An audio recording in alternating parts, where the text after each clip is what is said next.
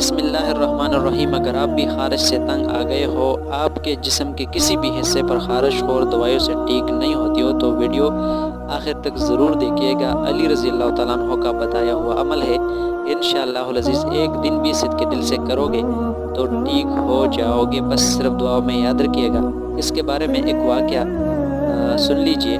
کسی شخص کو خارش ہو گئی تھی اور کسی بھی تدبیر سے فائدہ نہ ہوتا تھا۔ ایک قافلے کے ساتھ مکہ چلا گیا اور چلنے سے عاجز ہو کر قافلے سے پیچھے رہ گیا۔ حضرت علی رضی اللہ تعالیٰ عنہ کے مزار پر ٹھہر گیا۔ علی رضی اللہ تعالیٰ عنہ کو خواب میں دیکھا اور اپنے مرض کی شکایت کی۔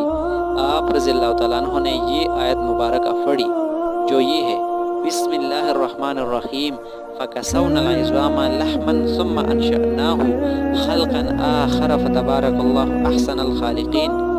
اور ایک مرتبہ پڑھنے سے صبح وہ